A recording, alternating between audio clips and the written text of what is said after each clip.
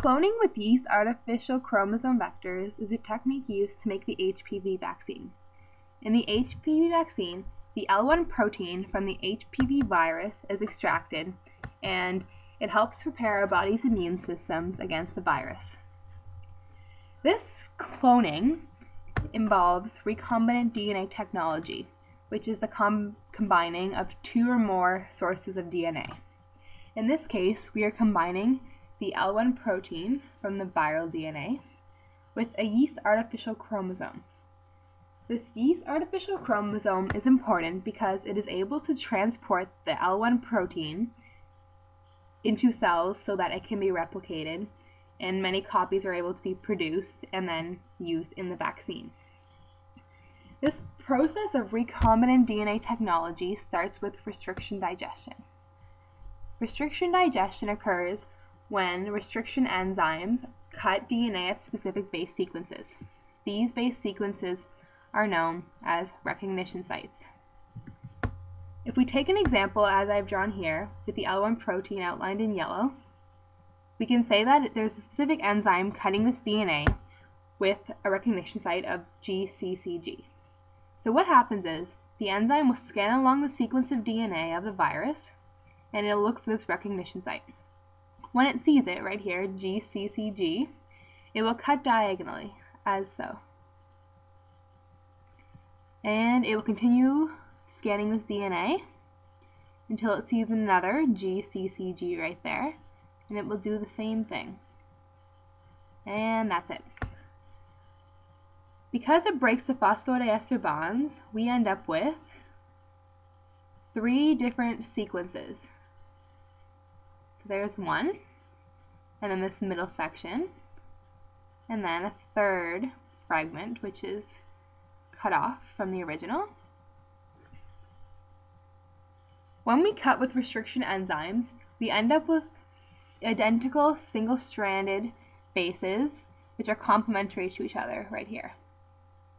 These are called sticky ends. These are called sticky ends because when they are complementary to each other, they are able to hydrogen bond to each other.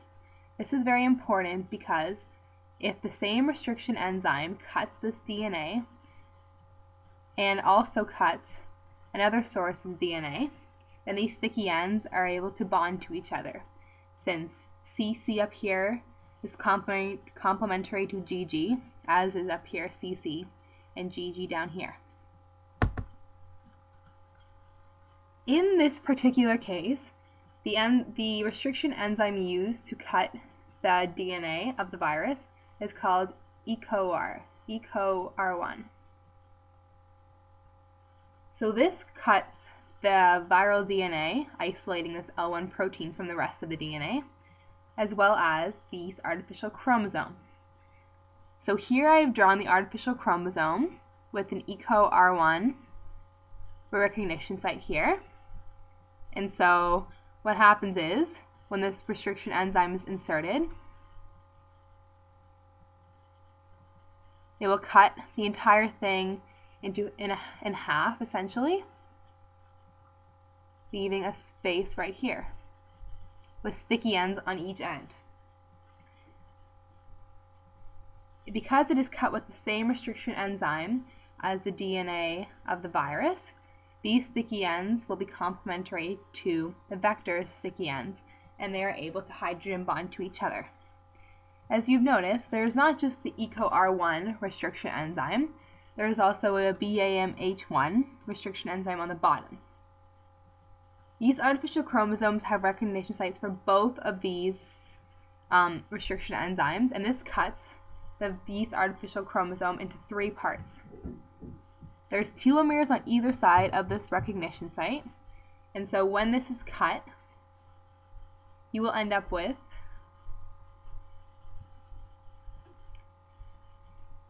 one segment,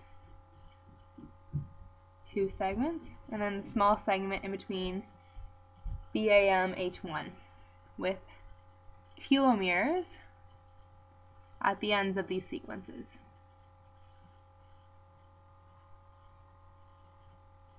Like so. And the other one there. And then in the middle here, we will have the EcoR1 recognition site.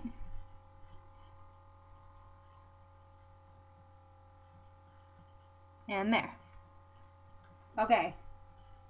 So here, and this right here is isolated from the BAM-H1. And this is separated by these two fragments by gel electrophoresis. But before I move on to that, I just want to recap. So both of these are cut by EcoR1, which means that they will have the same sticky ends, and so they will be able to hydrogen bond to each other. And this will combine the L1 protein with the vector. And DNA ligase is the enzyme which seals those phosphodiester bonds and stabilizes it. And then we also have another restriction enzyme cutting up the yeast artificial chromosome, BAM-H1, and this isolates a small fragment of DNA from the rest of the vector, which is further extracted because we do not need it right now. And this leaves two fragments of DNA, both with the recognition site of EcoR1 in the middle, and then telomeres on the outside. And we have this L1 protein, which will be inserted into here. But before it is inserted, when we cut this piece of DNA, there are 3 fragments produced. But obviously with the HPV DNA, there is many more fragments produced than just these 3. So how do we know which fragment has the L1 protein? We use a process called gel pulse field gel electrophoresis. This technique is very good for large fragments of DNA that we are dealing with. And what happens is the DNA enters the wells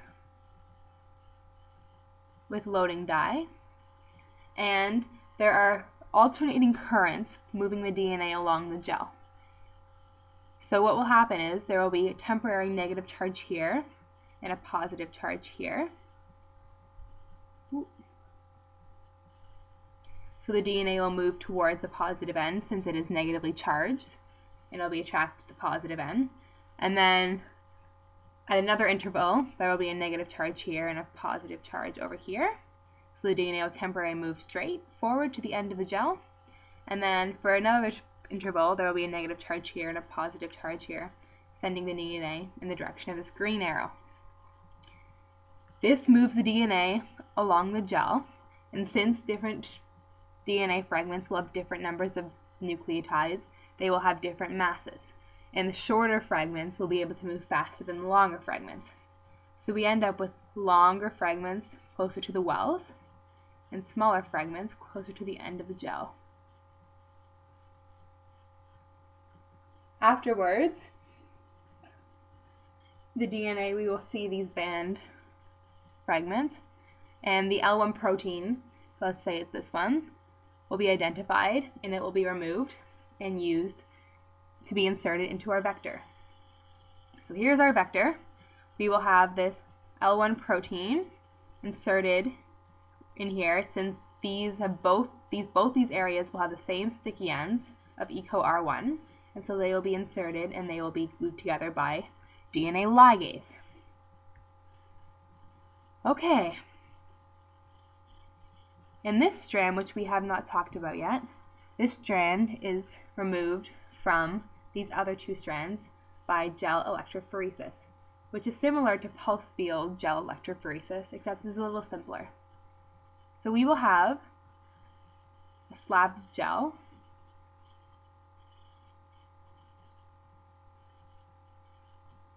like this, and there will be wells on this side over here,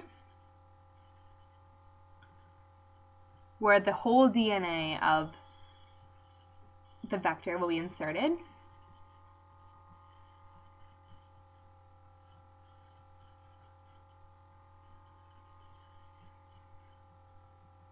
And with a negative charge on the side of the well, and a positive charge on the other side, the DNA is negatively charged with its phosphate group, and it will be attracted to the positive charge and will move in the direction across the gel. And you will end up with many different fragments separated by size, since the smaller fragments are able to move faster than the larger fragments. And then, well, I guess we'll only have 3 pieces in this case, and that one will be extracted, and the other 2 remaining will be the 2 pieces of the vector that we need. So we have our L1 protein inserted in here, and this is very good, except we need to replicate this L1 protein. How do we do that? We do that by transformation. Under certain conditions, a yeast cell will intake this artificial chromosome, and I have talked about this on the website, and I'm not going into too much detail, except that the yeast chromosome will go into the yeast cell, and will make numerous copies, and as the yeast grows, more and more copies of this recombinant molecule containing the L1 protein and the YAC vector will be made. But the question is, how do we know which yeast cells will have this recombinant molecule and which ones will not? If you look up here, I have not mentioned it yet, but there is a small gene on the YAC vector called an ampicillin resistance gene. This means that only the yeast artificial chromosomes that have this L1 protein will be the only chromosomes to have this ampicillin resistance gene. So when placed in a dish with ampicillin inside it, which is an antibiotic, only the yeast with this ampicillin resistance gene will be able to grow. So as a result, you will get a bunch of colonies of yeast which have this ampicillin resistance gene, and will also have the L1 protein.